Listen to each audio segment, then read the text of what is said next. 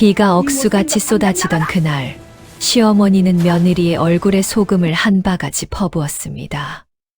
이 흉측한 것, 당장 우리 집에서 나가거라. 마을 사람들은 그 장면을 지켜보며 수군거렸고 아무도 그 며느리를 도와주지 않았습니다.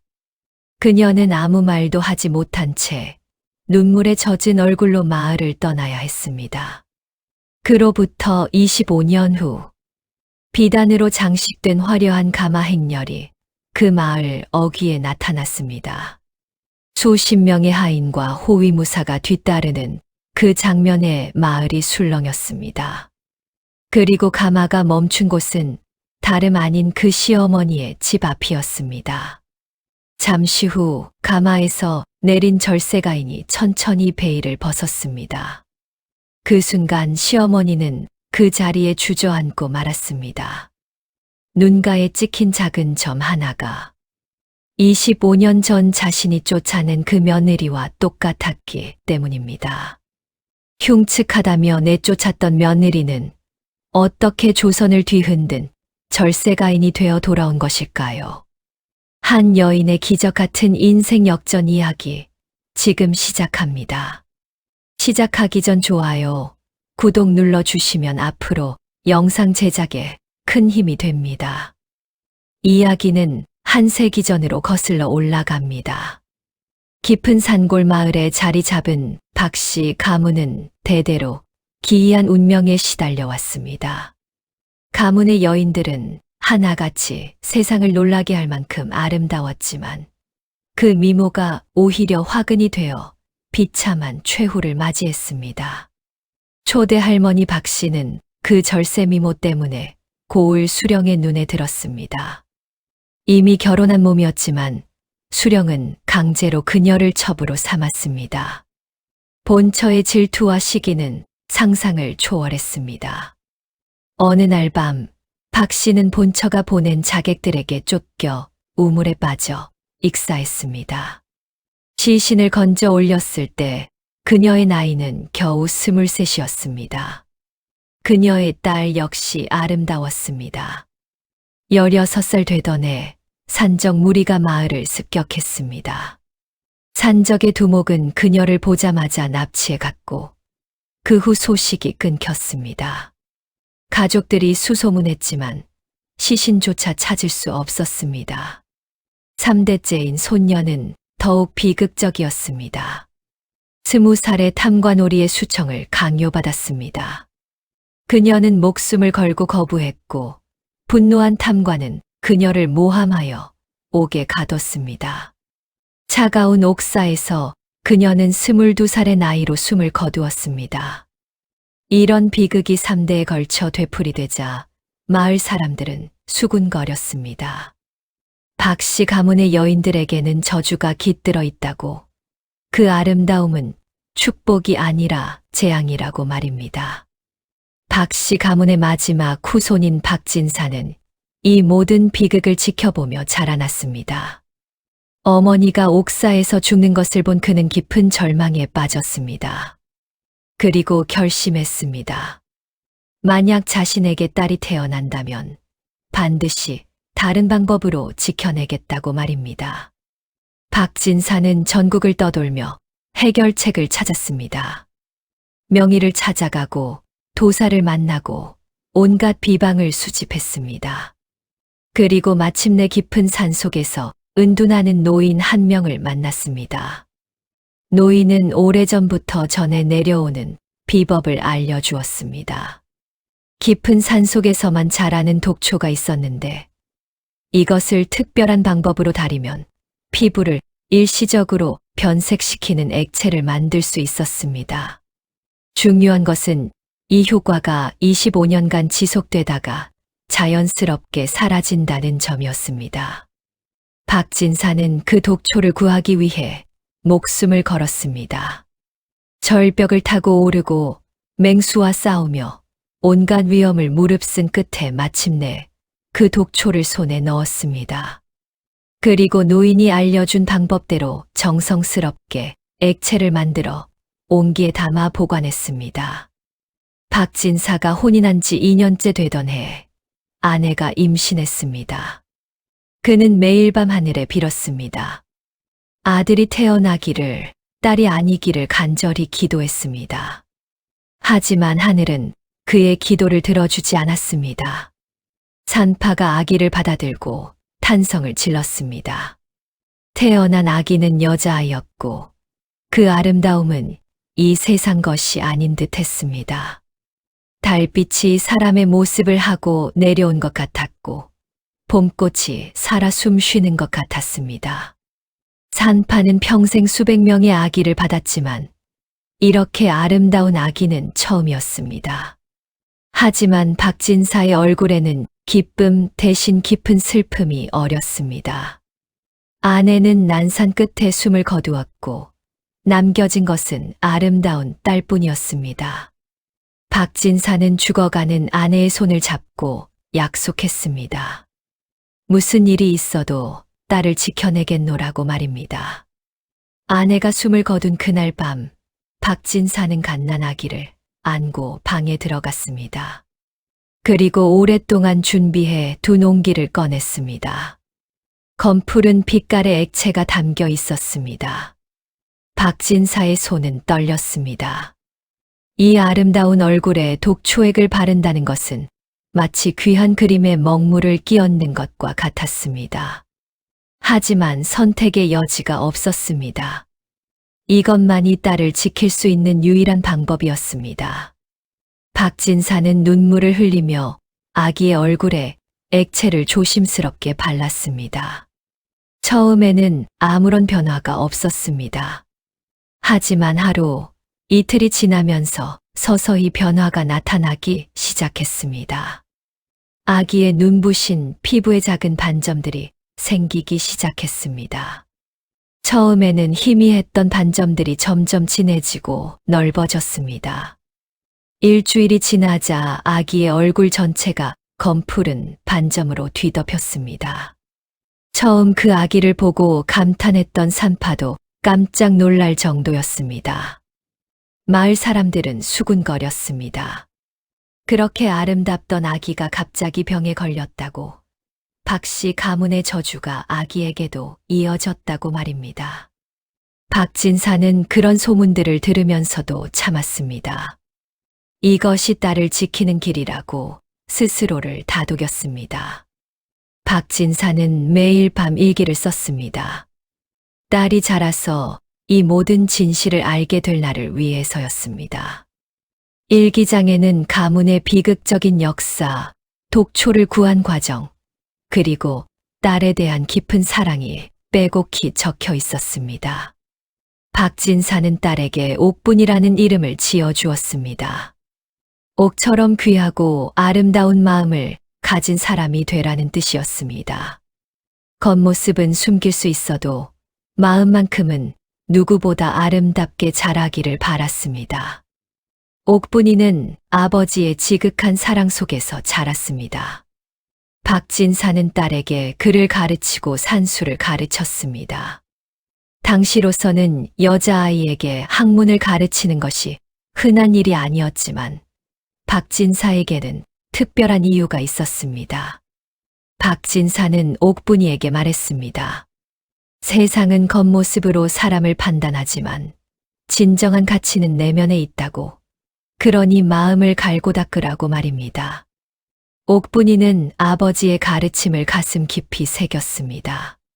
하지만 세상은 그녀에게 냉혹했습니다. 마을 아이들은 옥분이를 보면 도망쳤고 어른들은 고개를 돌렸습니다. 장에 나갔을 때 한 아이가 소리쳤습니다. 귀신이 나타났다고, 저 괴물을 보라고 말입니다. 옥분이는 집으로 돌아와 울었습니다. 박진사는 딸을 안으며 위로했습니다. 하지만 진실을 말해줄 수는 없었습니다. 아직 어린 딸이 그 무거운 비밀을 감당하기에는 너무 이른 나이였습니다. 세월이 흐르면서 옥분이는 점점 더 아름다운 마음씨를 가진 처녀로 자라났습니다. 그녀는 마을의 과부를 도왔고 병든 노인을 간호했으며 길 잃은 아이를 찾아주었습니다. 처음에는 그녀의 외모 때문에 거부하던 사람들도 점차 그녀의 착한 마음씨를 알아가기 시작했습니다. 마을 사람들은 말했습니다. 얼굴은 흉측하지만 마음만큼은 금덩이 같다고, 저런 며느리를 얻으면 복이 들어올 것이라고 말입니다. 하지만 정작 중매 이야기가 나오면 모두 고개를 저었습니다. 아무리 마음이 곱다 해도 저 얼굴을 평생 보며 살 수는 없다는 것이었습니다. 옥분이가 18살이 되던 해 박진사는 중병에 걸렸습니다. 그는 자신의 시간이 얼마 남지 않았음을 직감했습니다. 어느 날 밤 박진사는 옥분이를 불렀습니다. 박진사는 떨리는 손으로 오래된 상자를 꺼냈습니다. 그 안에는 일기장과 편지 한 통이 들어 있었습니다. 박진사는 딸에게 말했습니다. 25살 생일이 되거든 이것을 읽으라고. 그때 모든 것을 이해하게 될 것이라고 말입니다. 옥분이는 아버지의 심각한 표정에 놀랐습니다. 무슨 뜻인지 묻고 싶었지만 아버지의 간절한 눈빛에 그저 고개를 끄덕일 수밖에 없었습니다. 며칠 후 박진사는 세상을 떠났습니다. 임종 직전 그는 딸의 손을 꼭 잡고 마지막 말을 남겼습니다. 어떤 일이 있어도 착한 마음을 잃지 말라고. 25살이 되면 모든 것이 달라질 것이라고. 그때까지 꼭 살아남으라고 말입니다. 옥분이는 아버지의 장례를 치른 후 혼자가 되었습니다. 친척이라고는 아무도 없었고 의지할 곳도 없었습니다. 하지만 그녀는 포기하지 않았습니다. 아버지가 남긴 밭을 일구고 바느질을 해서 생계를 이어갔습니다. 옥분이가 20살이 되던 해 가을 중매쟁이 한 명이 찾아왔습니다. 80 노파였는데 얼굴에는 묘한 미소가 번지고 있었습니다. 노파는 옥분이의 집 앞에서 한참을 기다렸습니다. 옥분이가 바치를 마치고 돌아오자 노파가 다가왔습니다. 노파는 옥분이의 얼굴을 보고도 놀라는 기색이 없었습니다. 이미 소문으로 들어서 알고 있었기 때문입니다. 노파가 꺼낸 이야기는 흥미로웠습니다. 이웃 고을에 최씨 성을 가진 양반가가 있는데 한때는 크게 번성했으나 지금은 많이 기울었다는 것입니다. 집안에는 외아들이 있는데 30살이 넘도록 장가를 못 갔다고 했습니다. 노파의 설명에 따르면 최씨 집안의 아들 최한성은 성격이 괴팍하고 허영심이 강했습니다. 젊은 시절 잠깐 과거에 급제할 뻔했던 적이 있어 자존심만 높아졌지만 결국 낙방하고 말았습니다. 그 이후로 성격이 더욱 비뚤어졌고 술과 도박에 빠져 지냈습니다. 그런 탓에 제 아무리 중매를 놓아도 혼처를 찾을 수가 없었습니다. 집안이 양반가라는 것 외에는 내세울 것이 없었기 때문입니다. 최씨 집안의 시어머니는 아들 장가 보내는 것을 평생 소원으로 여기고 있었습니다. 노파는 교묘하게 말을 이어갔습니다. 최씨 집안의 시어머니가 중병에 걸려 얼마 살지 못할 것 같다고, 아들이 장가 가는 모습을 보고 눈을 감고 싶어 한다고 말했습니다. 그러니 착한 마음씨를 가진 옥분이라면 그 노인의 마지막 소원을 들어줄 수 있지 않겠느냐고 설득했습니다. 옥분이는 고민에 빠졌습니다. 아버지가 남긴 상자 속 편지를 아직 열어보지 않았지만 25살이 되면 무언가 변화가 있을 것이라는 아버지의 말을 기억하고 있었습니다. 그때까지 기다리면 더 좋은 혼처를 찾을 수 있을지도 몰랐습니다. 하지만 병든 노인의 마지막 소원이라는 말에 마음이 흔들렸습니다. 옥분이는 어려서부터 남을 돕는 것을 삶의 가치로 여기며 자랐습니다. 게다가 혼자 사는 것도 점점 힘들어지고 있었습니다. 며칠을 고민한 끝에 옥분이는 결심했습니다. 최씨 집안을 한번 방문해 보기로 한 것입니다. 노파는 기뻐하며 옥분이를 최씨 집으로 안내했습니다. 최씨 집은 겉으로는 양반가의 채통을 유지하고 있었지만 자세히 보면 곳곳에 퇴락의 흔적이 역력했습니다. 기와 몇 장이 깨져 있었고 담장 일부가 무너져 있었으며 마당의 잡초는 무릎까지 자라 있었습니다. 시어머니 박씨 부인이 나왔습니다. 7순이 넘은 노파였는데 병든 몸이라고는 믿기지 않을 만큼 눈빛만큼은 날카로웠습니다. 박씨 부인은 옥분이의 얼굴을 보는 순간 미간을 찌푸렸습니다. 박씨 부인의 시선은 차갑고 따가웠습니다. 마치 물건을 검사하는 것처럼 옥분이를 위아래로 훑어보았습니다. 한참을 그렇게 서 있던 박씨 부인이 중매쟁이에게 물었습니다. 이것이 최선이냐고, 정말 이것밖에 구하지 못했느냐고 말입니다. 중매쟁이는 난처한 표정으로 대답했습니다. 옥분이의 마음씨는 온 마을에서 소문이 자자하다고, 집안일도 잘하고 성품도 훌륭하다고 변호했습니다. 하지만 박씨 부인의 표정은 나아지지 않았습니다. 박씨 부인은 한숨을 쉬며 말했습니다. 아들이 장가가기만 하면 된다고, 어차피 기대하는 것도 없다고, 그저 대를 이을 손자나 낳아주면 그것으로 족하다고 말입니다. 그때 안채에서 남자가 나왔습니다. 최한성이었습니다. 30이 넘은 나이였지만 얼굴은 방탕한 생활로 이내의 나이보다 늙어 보였습니다. 술 냄새가 진동했고 옷매무새도 흐트러져 있었습니다. 최한성은 옥분이를 보자마자 코웃음을 쳤습니다. 그리고 어머니에게 따졌습니다. 이것과 혼인하라는 것이냐고, 차라리 혼자 사는 것이 낫겠다고 말입니다. 박씨 부인은 아들을 나무랐습니다. 내 나이가 몇인데 아직도 장가를 못 갔느냐고, 이것이라도 드려야 채통이 서지 않겠느냐고 말했습니다. 최한성은 불만스러운 표정이었지만 더 이상 반대하지 않았습니다. 옥분이는 그 모든 대화를 들으며 서 있었습니다. 마치 사람이 아닌 물건 취급을 받는 기분이었습니다. 하지만 이미 여기까지 왔고 병든 시어머니의 소원을 들어주겠다고 마음먹었기에 참았습니다. 혼담이 급하게 진행되었습니다. 박씨 부인은 빨리 혼례를 치르고 싶어 했습니다. 옥분이에게 선택의 여지는 없었습니다. 보름 후에 혼례를 올리기로 했습니다. 혼례를 치른 날, 옥분이는 간소한 혼례복을 입고 최씨 집으로 향했습니다. 친정 식구가 없었기에 혼례 절차도 매우 간략했습니다.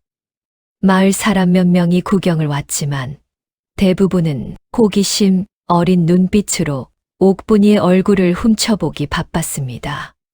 신랑 최한성은 혼례 내내 불쾌한 표정을 지었습니다. 신부의 얼굴을 보기도 싫다는 듯이 고개를 돌리고 있었습니다. 혼례가 끝나자마자 그는 사랑채로 가버렸고 곧이어 밖으로 나가버렸습니다.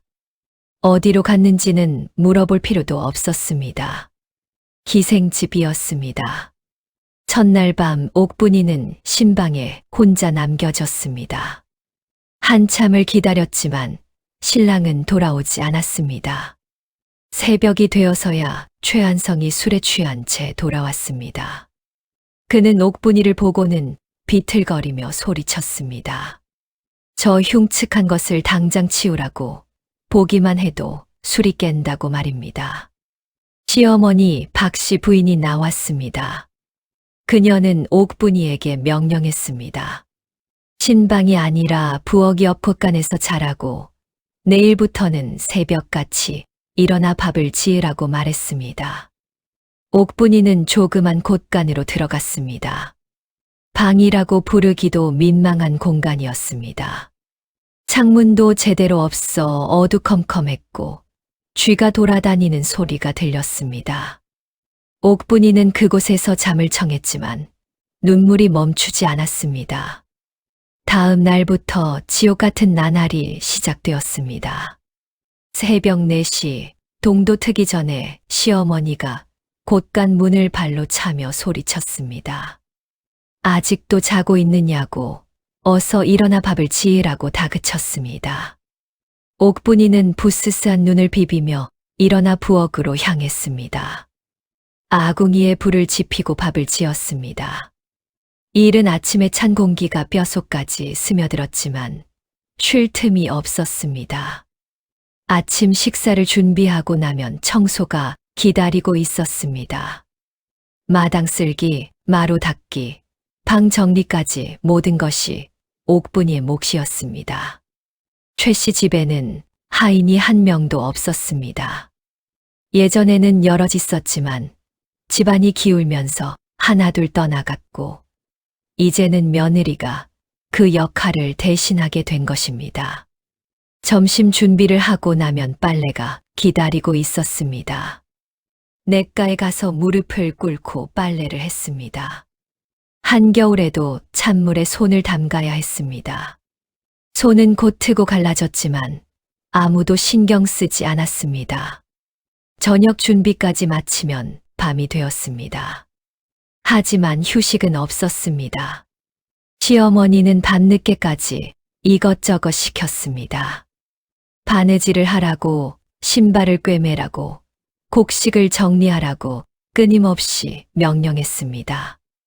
육체적인 고통보다 더 힘든 것은 정신적인 학대였습니다.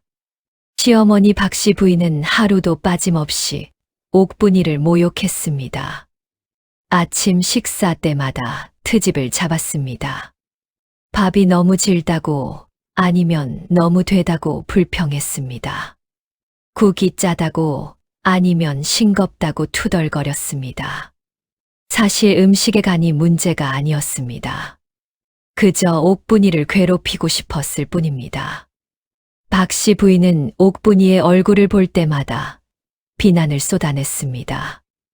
내가 무슨 복으로 우리 집에 왔느냐고, 저 흉측한 얼굴로 집안을 망치려고 작정했다고 소리쳤습니다.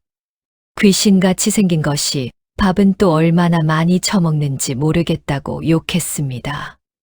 더 잔인한 말도 서슴없이 내뱉었습니다. 너 같은 것이 아들을 낳으면 그것도 괴물이 나올 것이라고, 차라리 아무것도 낳지 말라고 저주했습니다. 그런 말을 들을 때마다 옥분이의 가슴은 찢어지는 것 같았습니다. 신랑 최한성은 혼인 후에도 거의 집에 들어오지 않았습니다. 낮에는 친구들과 어울려 술을 마시고 밤에는 기생집에서 시간을 보냈습니다. 가끔 집에 들어와도 옥분이를 보면 혐오스럽다는 표정을 지었습니다. 어느 날 밤 최한성이 술에 취해 돌아왔습니다. 그는 옥분이가 준비해 둔 숙취 해소용 꿀물을 보고는 화를 냈습니다. 내가 만든 것을 누가 먹느냐고, 내 손을 거친 것은 더럽다고 소리치며 그릇을 집어던졌습니다. 그릇이 깨지며 옥분이의 손을 베었습니다. 피가 흘렀지만 최한성은 신경도 쓰지 않았습니다. 오히려 그 꼴이 보기 싫다며 방을 나가버렸습니다. 옥분이는 조용히 상처를 치료했습니다. 눈물을 흘리고 싶었지만 참았습니다. 25살까지만 견디면 된다고 아버지를 믿고 기다리자고 스스로를 다독였습니다. 하지만 시련은 계속되었습니다. 박씨 부인은 옥분이에게 베일을 쓰고 다니라고 명령했습니다. 손님이라도 오면 뒷방에 숨어 있으라고, 내 얼굴을 보면 손님들이 기겁할 것이라고 말했습니다. 옥분이는 그 명령도 묵묵히 따랐습니다. 손님이 올 때마다 뒷방에 숨어서 숨죽이고 있었습니다. 마치 죄인처럼, 존재하지 않는 사람처럼 취급받았습니다. 그렇게 고통스러운 나날이 이어지는 가운데서도 옥분이는 희망을 잃지 않았습니다. 아버지가 남긴 편지를 생각하며 버텼습니다. 25살이 되면 모든 것이 달라질 것이라는 아버지의 말을 믿었습니다. 혼인 2달째 되던 어느 날, 옥분이는 시장에 장을 보러 갔습니다. 시어머니가 시킨 물건들을 사기 위해서였습니다. 무거운 짐을 들고 시장을 걷는데 저 앞에서 노인 한 분이 쓰러지는 것이 보였습니다. 사람들이 우르르 몰려들었지만 아무도 노인을 돕지 않았습니다. 혹시 노인이 죽기라도 하면 책임을 져야 할까봐 모두 외면했습니다. 옥분이는 주저없이 노인에게 다가갔습니다. 옥분이는 무거운 짐을 내려놓고 노인을 부축했습니다. 노인은 숨이 가빠서 말도 제대로 하지 못했습니다. 옥분이는 노인을 업고 의원에게 데려갔습니다. 의원은 노인을 진찰한 후 말했습니다. 다행히 큰 병은 아니고 기력이 떨어져서 쓰러진 것이라고, 며칠 약을 먹고 쉬면 괜찮을 것이라고 설명했습니다. 노인은 정신을 차린 후 옥분이를 바라보았습니다. 옥분이의 얼굴을 보고도 놀라거나 피하지 않았습니다. 오히려 감사의 눈빛을 보냈습니다. 노인은 옥분이의 손을 꼭 잡았습니다. 그리고 떨리는 목소리로 말했습니다. 은혜를 잊지 않겠다고, 반드시 보답하겠다고 약속했습니다. 노인은 품에서 비단 주머니 하나를 꺼냈습니다. 그리고 그것을 옥분이의 손에 쥐어주었습니다. 옥분이는 사양했지만 노인은 고집스럽게 받으라고 권했습니다. 옥분이는 집으로 돌아와 주머니를 열어보았습니다. 안에는 정교하게 세공된 비추 놀이개가 들어 있었습니다. 햇빛에 비추자 영롱한 빛깔이 반짝였습니다. 범상치 않은 물건임을 한눈에 알 수 있었습니다. 옥분이는 이 귀한 물건을 어떻게 해야 할지 고민했습니다. 시어머니에게 보여드리면 빼앗길 것이 분명했습니다. 그렇다고 돌려드리기에는 노인의 행방을 알 수 없었습니다. 옥분이는 조심스럽게 놀이개를 보자기에 싸서 곳간 구석에 숨겨두었습니다. 나중에 정말 어려울 때 이것을 팔아서 쓰면 되겠다고 생각했습니다. 하지만 비밀은 오래가지 못했습니다. 혼인 3달째 되던 날, 박 씨 부인이 옥분이의 곳간을 뒤지기 시작했습니다. 특별한 이유가 있어서가 아니라 그저 며느리를 괴롭히고 싶었기 때문입니다. 박 씨 부인은 곳간 구석구석을 뒤졌습니다. 그리다가 보자기에 쌓인 물건을 발견했습니다. 보자기를 펼치자 비추 놀이개가 나왔습니다. 박 씨 부인의 눈이 번쩍 뜨였습니다. 박 씨 부인은 놀이개를 들고 옥분이를 불렀습니다. 그리고 날카로운 목소리로 다그쳤습니다. 이것이 어디서 난 물건이냐고, 혹시 집안의 물건을 훔친 것 아니냐고 추궁했습니다. 옥분이는 급히 해명했습니다. 시장에서 쓰러진 노인을 도와드렸더니 감사의 표시로 주신 것이라고, 결코 훔친 것이 아니라고 말했습니다. 하지만 박 씨 부인은 믿지 않았습니다. 아니, 믿고 싶지 않았습니다. 이것은 며느리를 쫓아낼 절호의 기회였기 때문입니다. 박 씨 부인은 큰 소리로 외쳤습니다. 아들을 부르는 소리였습니다. 최한성이 비틀거리며 나왔습니다. 낮부터 술을 마신 상태였습니다. 박 씨 부인이 아들에게 말했습니다. 며느리가 도둑질을 했다고, 집안의 귀한 물건을 훔쳐서 팔려고 했다고 거짓말을 했습니다. 최한성은 옥분이를 노려보았습니다. 옥분이는 필사적으로 해명했습니다. 자신은 절대 도둑질을 하지 않았다고, 노인에게서 받은 것이 맞다고 간절히 말했습니다. 하지만 아무도 들으려 하지 않았습니다. 최한성은 옥분이에게 다가왔습니다. 그리고 갑자기 손을 들어 옥분이의 뺨을 후려쳤습니다. 옥분이는 그 자리에서 비틀거렸습니다. 입가에서 피가 흘러내렸습니다. 최한성이 소리쳤습니다. 감히 어머니께 거짓말을 하느냐고, 이 추한 것이 도둑질까지 한다고 욕설을 퍼부었습니다. 옥분이는 눈물을 참았습니다. 울면 더 괴롭힘을 당할 것이 분명했습니다. 그저 고개를 숙이고 서 있을 수밖에 없었습니다. 박 씨 부인은 결정을 내렸습니다. 내일 아침 온 동네 사람들을 불러 모아서 며느리를 쫓아내겠다고 선언했습니다. 도둑질한 며느리를 우리 집에 둘 수 없다고 온 마을 사람들이 다 알게 하겠다고 말했습니다. 다음 날 아침 박 씨 부인은 약속대로 마을 사람들을 불러 모았습니다. 무슨 일인가 싶어 사람들이 우르르 모여들었습니다. 박 씨 부인은 큰 소리로 외쳤습니다. 며느리가 시집 온 지 석 달도 안 되어 집안 물건을 훔쳤다고, 이런 도둑을 우리 집에 둘 수 없다고 선언했습니다. 마을 사람들은 수군거렸습니다. 역시 저렇게 생긴 것은 마음도 추하다고, 얼굴에 복이 없으니 행실도 나쁘다고 수근덕거렸습니다. 옥분이는 사람들 앞에 무릎을 꿇고 앉아 있었습니다. 그녀는 마지막으로 해명을 시도했습니다. 자신은 도둑이 아니라고 제발 믿어달라고 애원했습니다. 하지만 아무도 들으려 하지 않았습니다. 사람들의 눈빛은 차갑기만 했습니다. 누군가가 소리쳤습니다. 저런 추한 도둑은 마을에서 쫓아내야 한다고, 우리 마을의 수치라고 외쳤습니다. 박 씨 부인은 소금 한 바가지를 들고 나왔습니다. 이것은 부정한 것을 쫓아낼 때 쓰는 의식이었습니다. 박 씨 부인은 소금을 옥분이에게 뿌렸습니다. 하얀 소금이 옥분이의 머리와 얼굴, 온몸에 쏟아졌습니다. 옥분이는 눈을 감았습니다.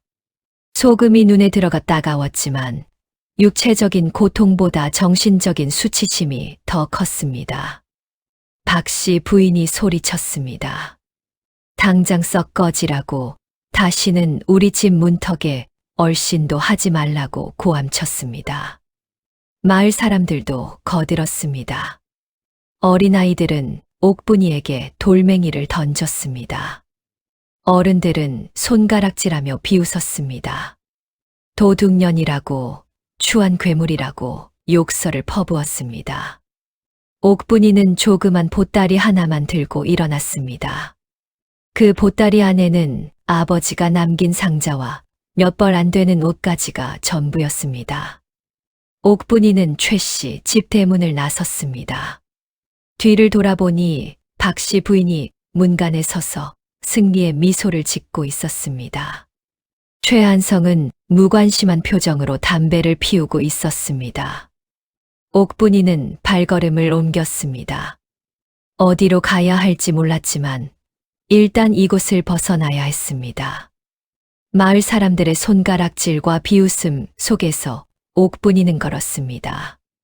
마을을 벗어나자 옥분이는 길가에 주저앉았습니다.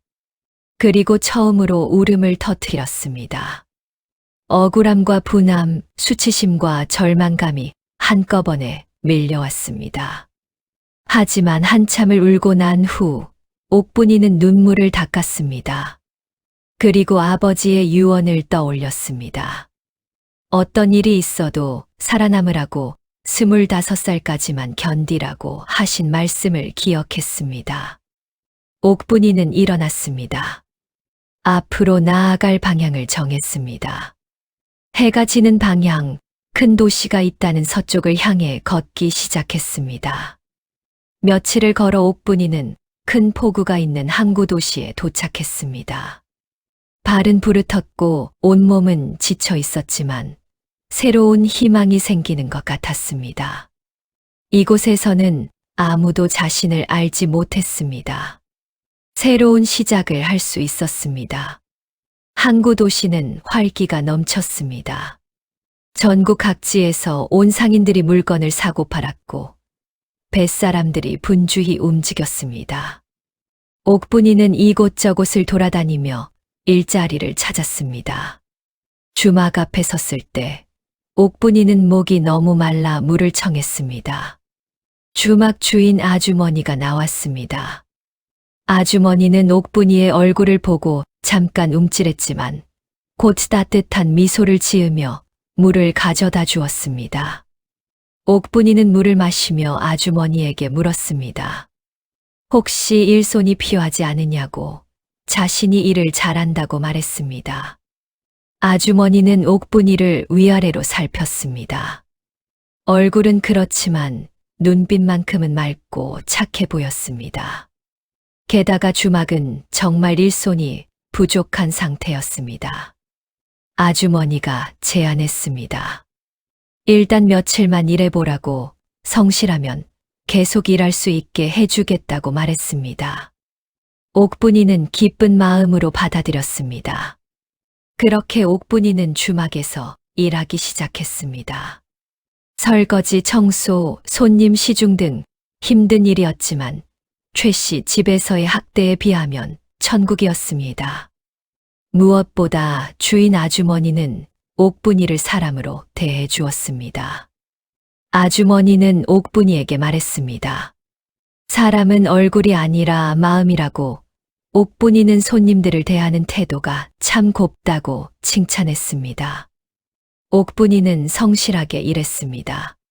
새벽부터 밤늦게까지 쉬지 않고 움직였습니다. 손님들도 처음에는 옥분이의 얼굴에 놀랐지만 그녀의 친절한 서비스에 곧 마음을 열었습니다. 한 달쯤 지났을 때 주막에 특별한 손님이 찾아왔습니다. 화려한 옷차림의 중년 부인이었습니다. 수행원들을 거느린 것으로 보아 부잣집 안주인님이 분명했습니다. 부인은 주막 주인에게 물었습니다. 이 고을에서 제일 정직한 상인이 누구냐고 믿을 만한 거래처를 찾고 있다고 말했습니다. 주인 아주머니가 대답했습니다. 김 거상이 제일 믿을 만하다고, 대대로 정직하게 장사해 온 집안이라고 소개했습니다. 부인은 주막을 둘러보았습니다. 그때 부엌에서 설거지를 하는 옥분이의 모습이 눈에 들어왔습니다. 부인은 한동안 옥분이를 관찰했습니다. 옥분이는 설거지를 하다가 그릇 하나를 떨어뜨렸습니다. 그릇이 깨지자 옥분이는 작은 한숨을 쉬었습니다. 그리고 혼잣말을 했습니다. 이 그릇이 주인 어른께서 아끼시던 건데 어쩌나 내 일당으로 변상해야겠다고 말했습니다. 그 모습을 본 부인의 눈빛이 변했습니다. 단순히 그릇을 깬 것에 대한 두려움이 아니라 주인에 대한 미안함과 책임감을 보인 것입니다. 부인은 옥분이에게서 특별한 무언가를 느꼈습니다. 부인은 주막 주인을 따로 불렀습니다.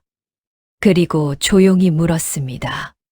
저 처자는 누구냐고, 어떤 사람이냐고 궁금해했습니다.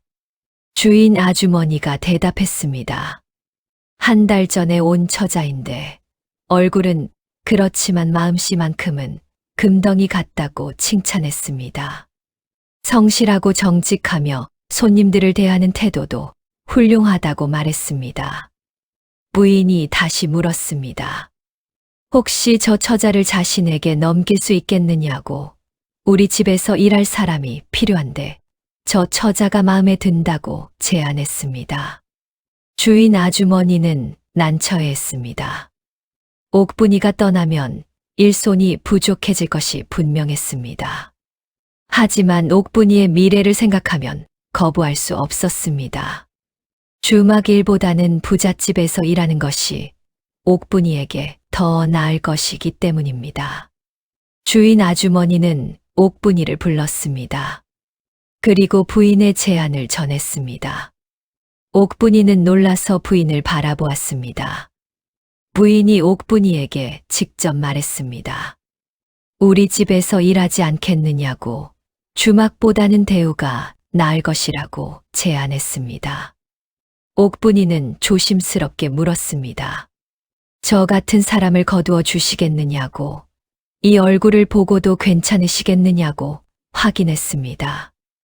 부인이 단호하게 대답했습니다. 내가 보기엔 낭자의 마음씨가 금덩이 같다고, 외모는 껍데기에 불과하다고 말했습니다. 그 말을 들은 옥분이의 눈에서 눈물이 흘러내렸습니다. 태어나서 처음으로 자신의 외모가 아닌 내면을 봐주는 사람을 만난 것입니다. 아버지 이후로 처음이었습니다. 옥분이는 깊이 절을 했습니다.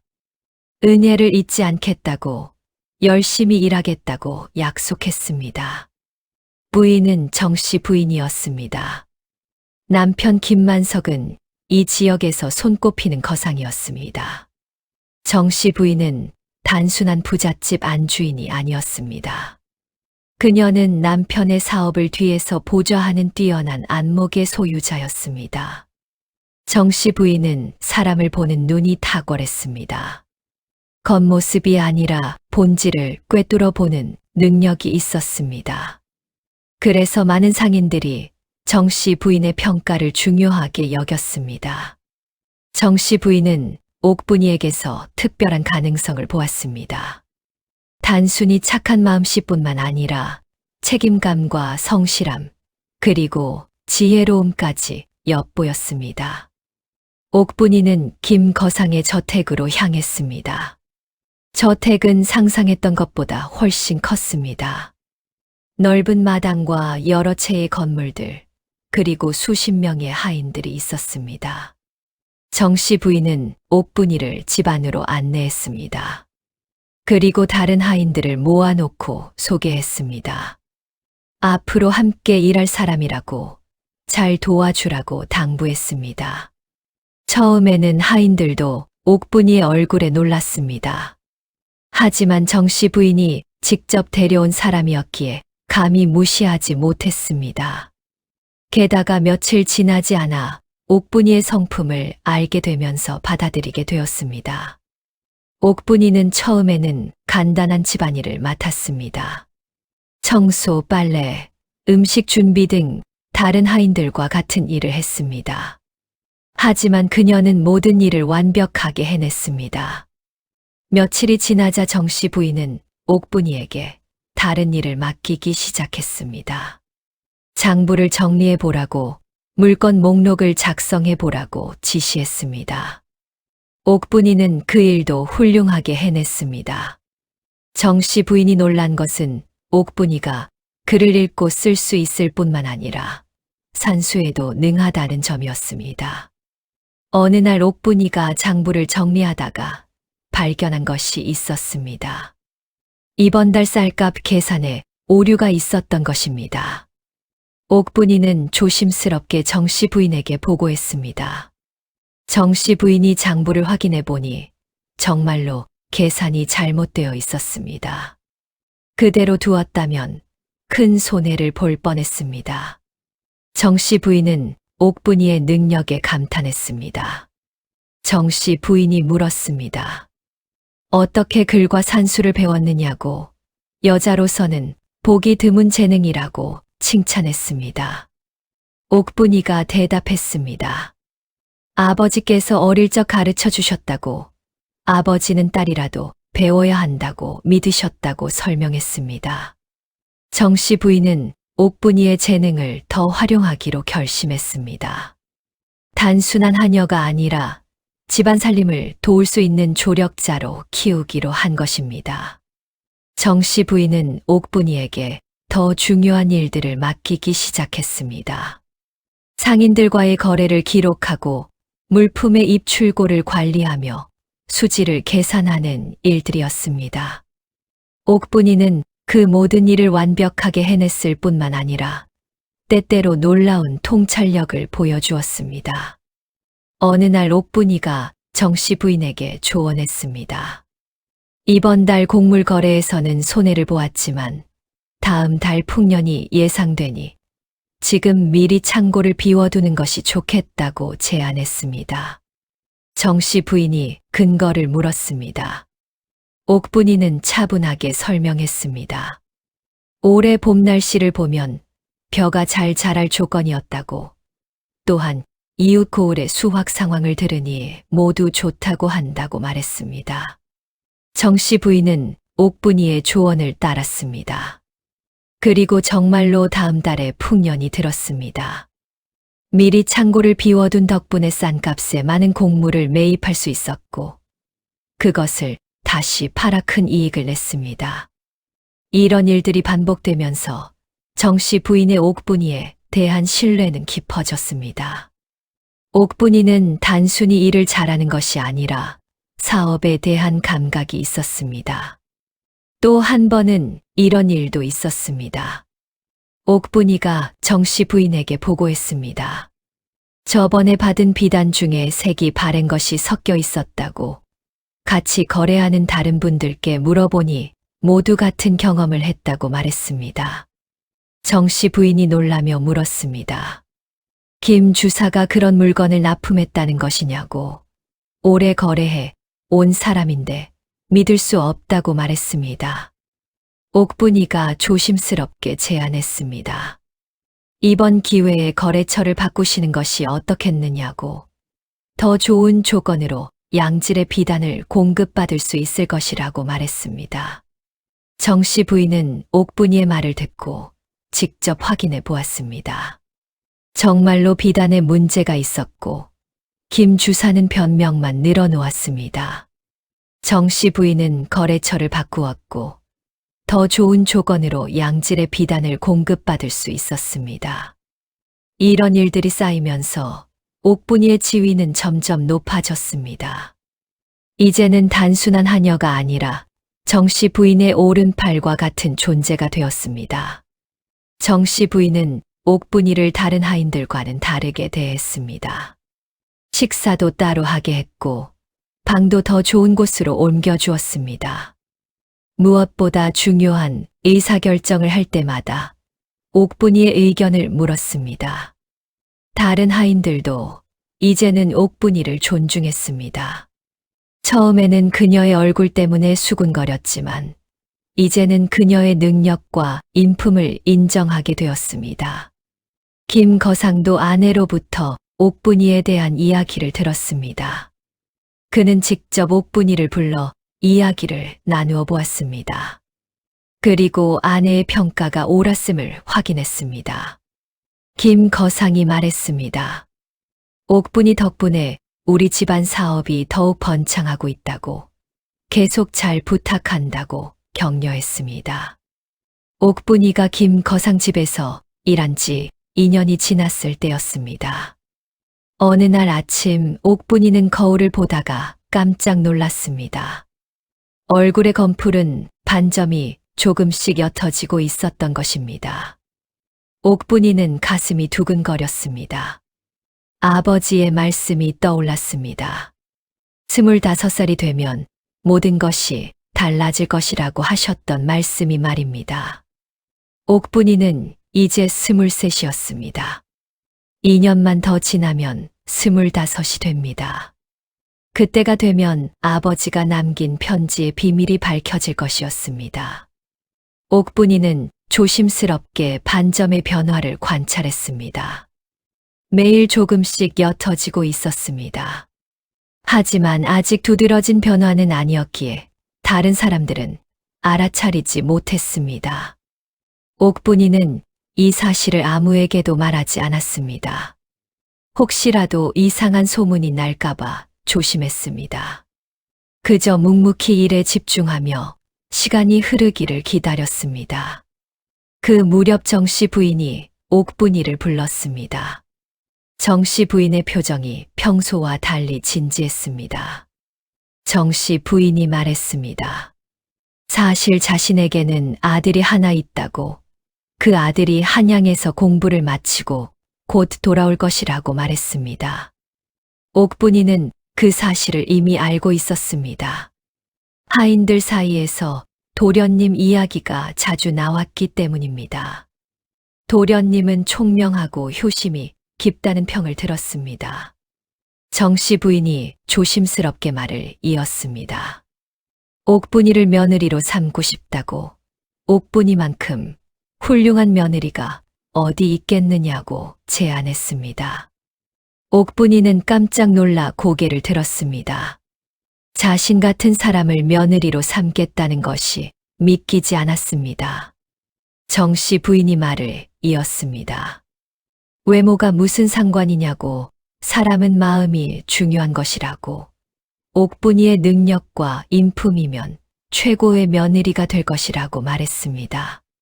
하지만 옥분이는 정중히 거절했습니다. 자신은 한 번 혼인에 실패한 몸이라고, 도련님께 누가 될까 두렵다고 말했습니다. 정 씨 부인이 반박했습니다. 그것은 옥분이의 잘못이 아니라고, 최 씨 집안이 어리석었던 것뿐이라고 위로했습니다. 하지만 옥분이의 마음은 확고했습니다. 감사하지만 받아들일 수 없다고, 다만 계속 이 집에서 일할 수 있게 해달라고 부탁했습니다. 정 씨 부인은 아쉬워했지만 옥분이의 뜻을 존중했습니다. 하지만 마음속으로는 여전히 옥분이를 며느리로 삼고 싶다는 생각을 버리지 않았습니다. 마침내 옥분이의 25번째 생일이 찾아왔습니다. 그날 아침 옥분이는 평소보다 일찍 일어났습니다. 그리고 조심스럽게 거울을 들여다보았습니다. 거울 속에는 낯선 얼굴이 있었습니다. 아니, 낯설지 않았습니다. 어릴 적 어렴풋이 기억하는 자신의 진짜 모습이었습니다. 얼굴의 모든 검풀은 반점이 사라지고 눈부시게 아름다운 피부가 드러났습니다. 맑고 큰 눈, 오똑한 코, 작고 붉은 입술. 모든 것이 완벽한 조화를 이루고 있었습니다. 옥분이는 자신의 얼굴을 만져보았습니다. 실제인지 확인하고 싶었습니다. 피부는 부드럽고 매끄러웠습니다. 25년간 숨겨져 있던 진짜 모습이었습니다. 옥분이는 아버지가 남긴 상자를 꺼냈습니다. 그리고 그 안에 들어있던 편지를 펼쳤습니다. 아버지의 글씨가 눈에 들어왔습니다. 편지에는 가문의 비극적인 역사가 자세히 적혀 있었습니다. 할머니, 어머니, 그리고 그 위의 선조들이 모두 아름다움 때문에 비참한 최후를 맞이했다는 이야기였습니다. 아버지는 딸을 지키기 위해 독초액을 발랐다고 고백했습니다. 그리고 25살이 되면 모든 효과가 사라질 것이라고 설명했습니다. 편지의 마지막 부분에는 아버지의 간절한 당부가 적혀 있었습니다. 이제 내 진짜 모습으로 살아가되 조심해야 한다고. 이 아름다움이 또 다른 화를 부를 수 있으니 지혜롭게 살아가라고 말했습니다. 옥분이는 눈물을 흘렸습니다. 25년간 겪었던 모든 고통이 아버지의 깊은 사랑에서 비롯된 것임을 깨달았습니다. 아버지는 딸을 지키기 위해 딸의 아름다움을 숨겼던 것입니다. 옥분이는 한동안 방에서 나오지 않았습니다.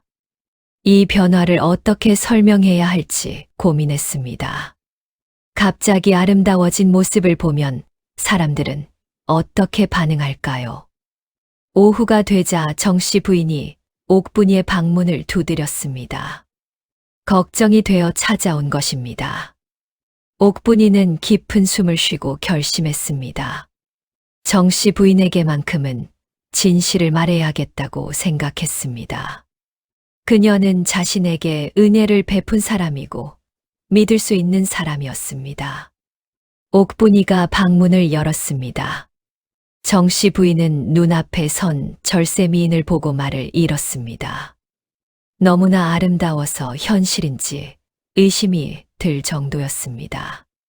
정씨 부인이 떨리는 목소리로 물었습니다. 누구시오? 옥분이는 어디 갔소? 하고 당황했습니다. 옥분이가 조용히 대답했습니다. 저 옥분입니다라고 제게 일어난 변화를 설명드리겠다고 말했습니다. 옥분이는 정씨 부인을 방으로 안내했습니다. 그리고 모든 것을 설명했습니다. 가문의 저주, 아버지의 선택, 25년간 숨겨져 있던 자신의 진짜 모습에 대해 말했습니다. 정씨 부인은 옥분이의 이야기를 들으며 연신 놀라움을 표했습니다. 그런 놀라운 사연이 있었다니 믿기지 않았습니다. 옥분이가 걱정스럽게 물었습니다. 이제 모습이 드러났으니 이 집을 떠나야 할 것 같다고. 혹시라도 소문이 나면 대개 누가 될까 걱정된다고 말했습니다. 정씨 부인은 단호하게 대답했습니다. 무슨 말씀이냐고. 옥분이의 외모가 변했다고 해서 옥분이의 가치가 변하는 것은 아니라고. 오히려 더욱 소중한 사람이라고 말했습니다. 정씨 부인은 옥분이의 손을 꼭 잡았습니다. 그리고 다시 한번 제안했습니다. 우리 며느리가 되어 달라고. 이제야 말하지만 우리 아들이 한양에서 장원급제를 했다고. 곧 벼슬을 받고 돌아올 것이라고 말했습니다. 옥분이는 고민에 빠졌습니다.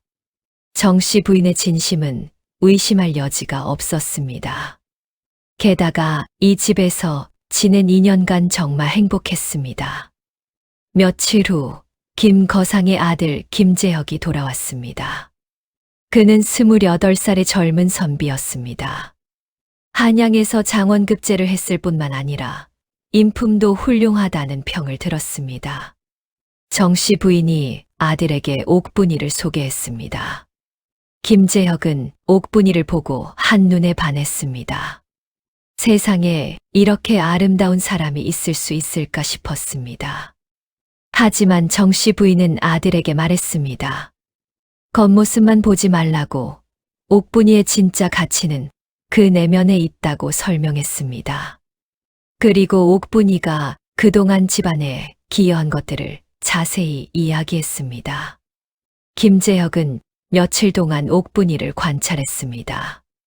그녀가 일하는 모습, 다른 사람들을 대하는 태도, 문제를 해결하는 방식 등을 지켜보았습니다. 김재혁은 점점 더 옥분이에게 감동했습니다. 겉모습의 아름다움도 뛰어났지만 내면의 아름다움은 그 이상이었습니다. 지혜롭고 성실하며 착한 마음씨를 가진 여인이었습니다. 마침내 김재혁이 옥분이에게 정식으로 청혼했습니다. 자신과 혼인해 달라고, 평생 소중히 모시겠다고 약속했습니다. 옥분이는 망설였습니다.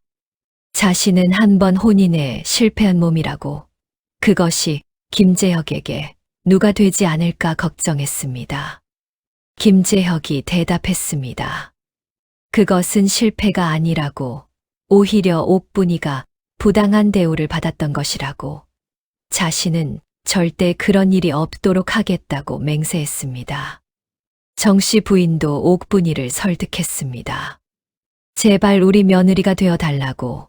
옥분이만큼 완벽한 며느리는 없다고 간청했습니다. 옥분이는 마침내 마음을 열었습니다.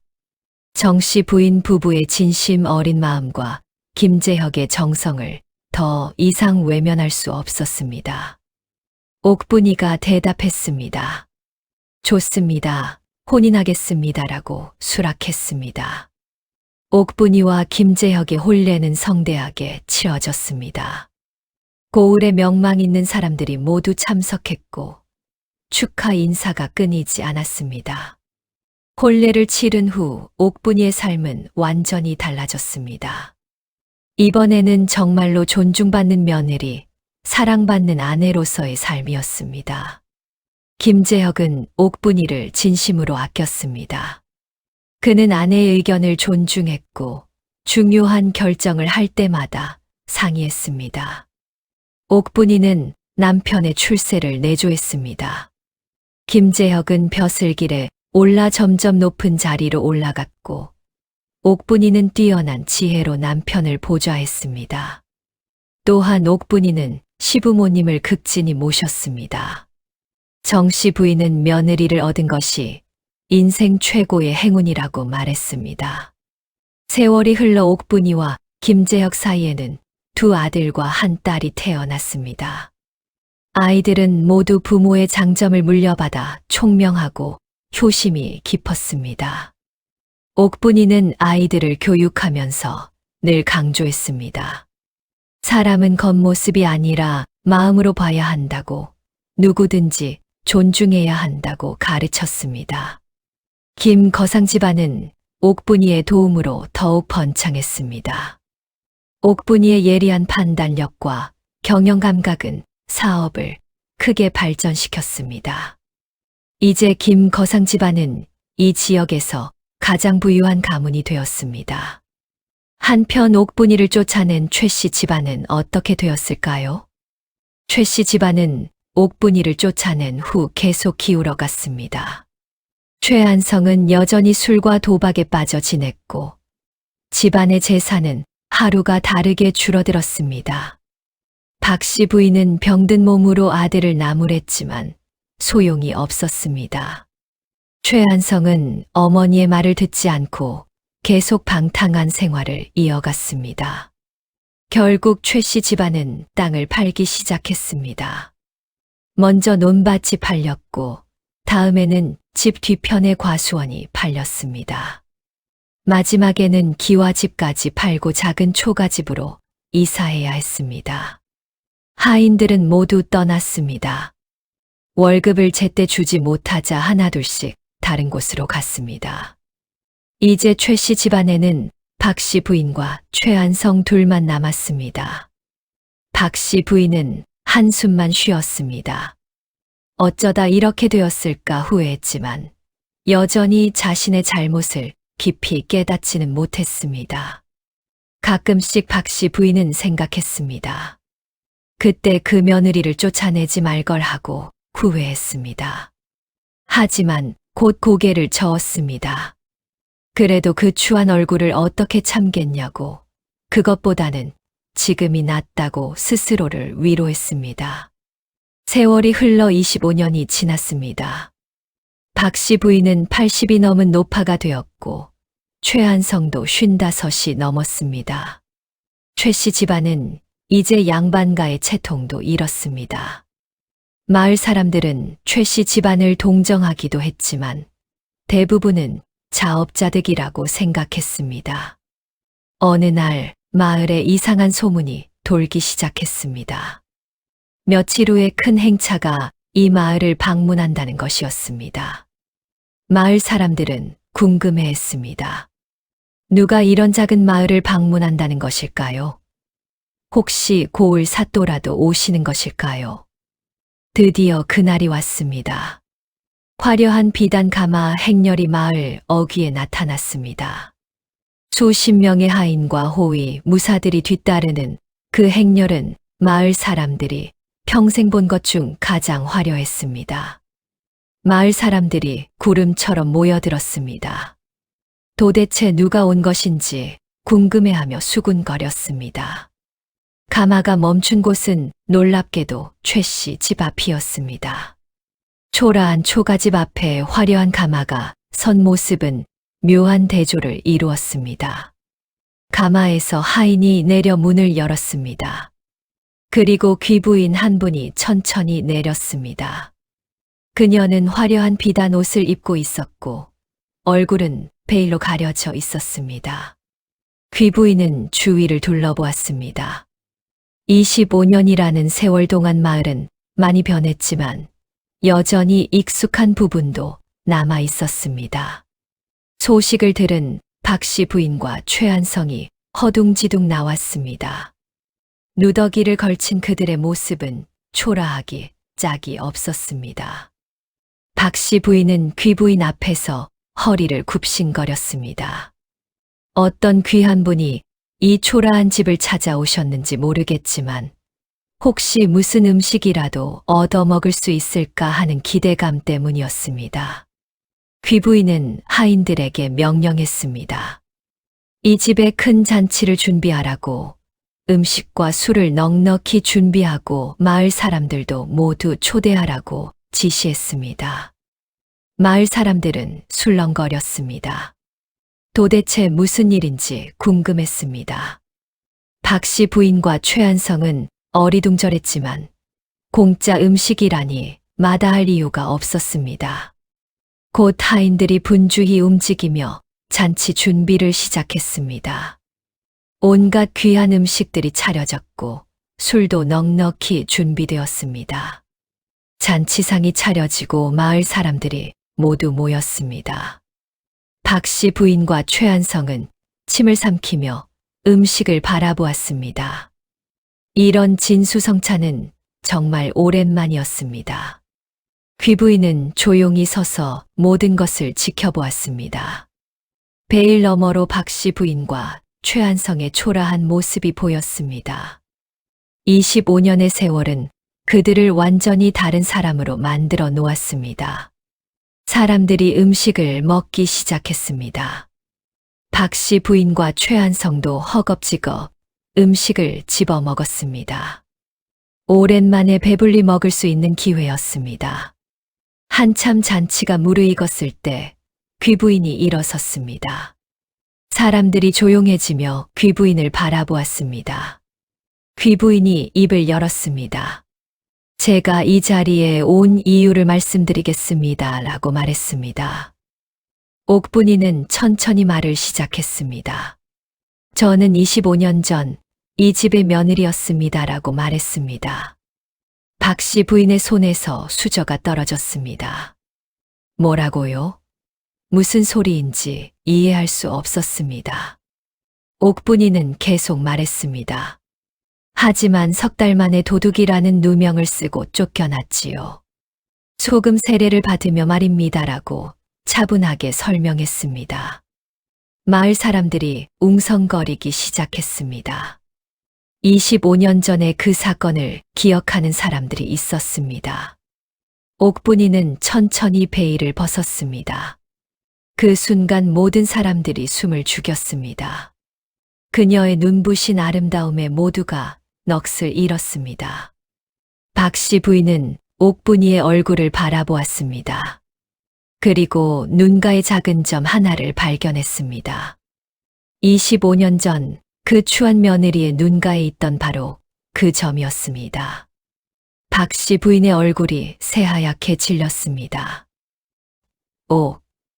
옥분이냐고 떨리는 목소리로 물었습니다. 옥분이가 조용히 대답했습니다.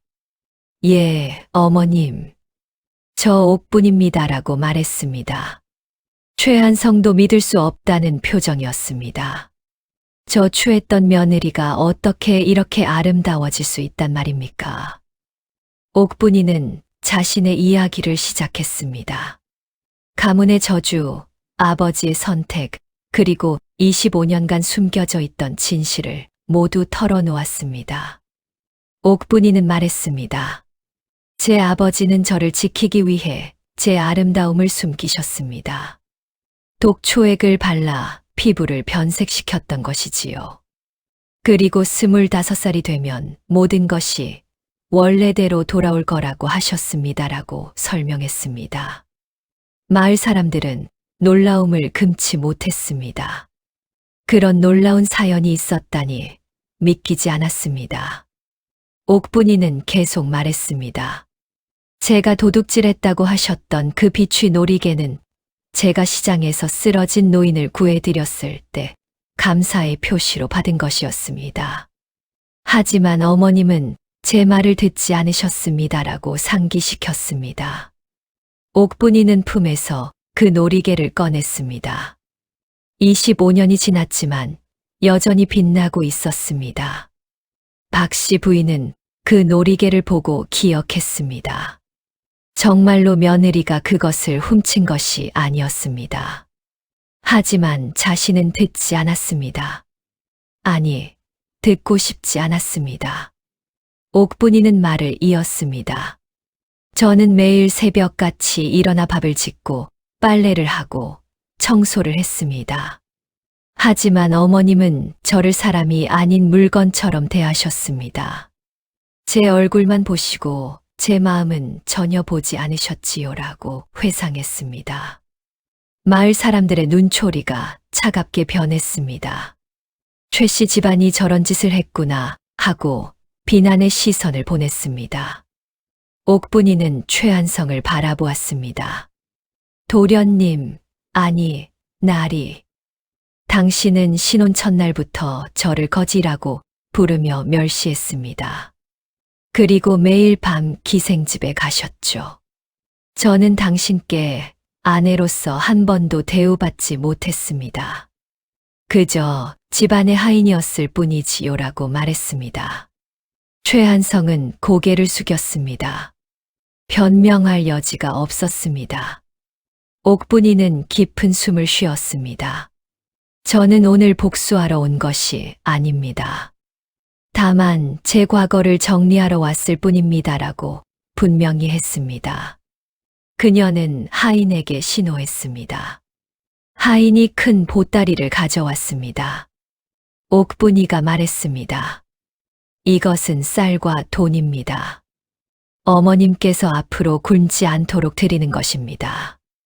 하지만 이것으로 우리의 인연은 끝입니다라고 선언했습니다.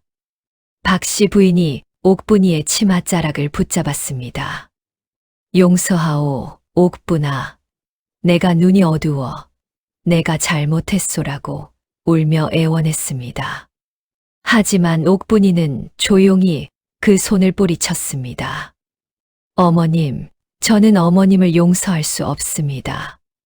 어머님은 제 얼굴만 보시고 제 마음은 전혀 보지 않으셨습니다.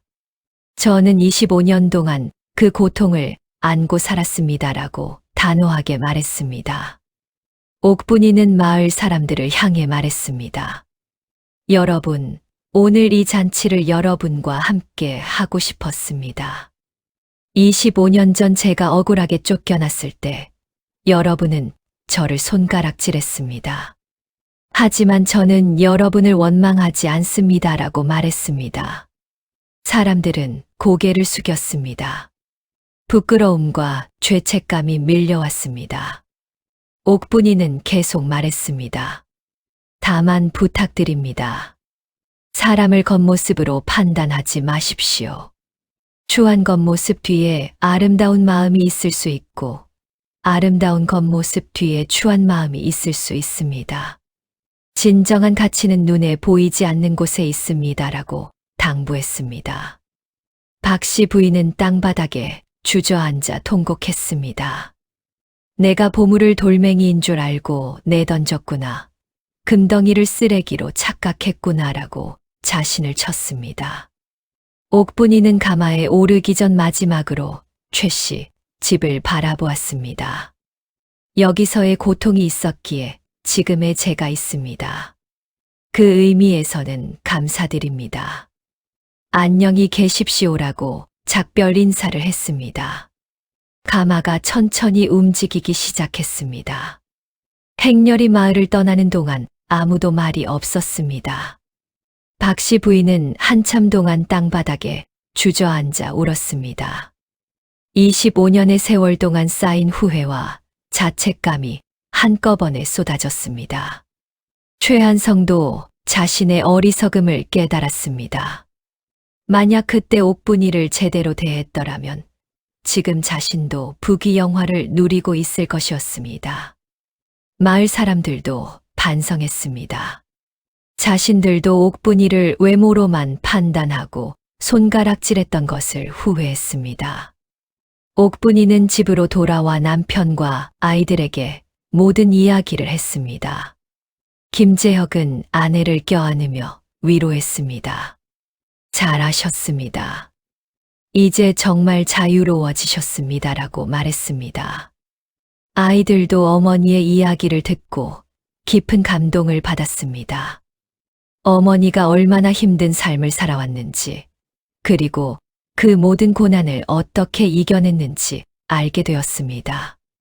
그날 밤 옥분이는 아이들을 모아놓고 말했습니다. 사람의 진정한 가치는 겉모습이 아니라 마음에 있단다. 너희도 사람을 볼 때 외모가 아니라 그 사람의 인품을 보아야 한다라고 가르쳤습니다. 아이들은 고개를 끄덕였습니다. 어머니의 삶 자체가 그 가르침의 증거였습니다. 옥분이는 계속 말했습니다.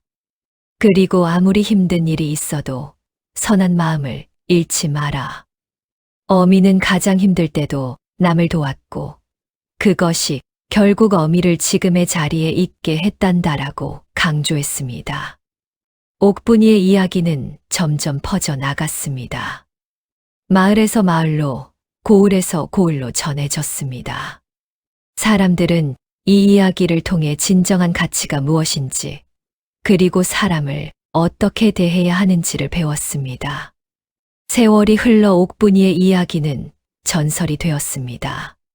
그녀는 지혜로운 부인으로 불렸고, 그녀의 삶은 많은 사람들에게 귀감이 되었습니다. 김거상 집안은 대대로 번창했습니다. 옥분이의 후손들은 모두 조상의 가르침을 따라 사람을 외모가 아닌 마음으로 대했습니다.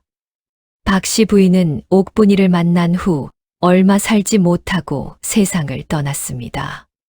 죽기 직전 그녀는 마지막 말을 남겼습니다. 사람을 겉모습으로 보지 말거라.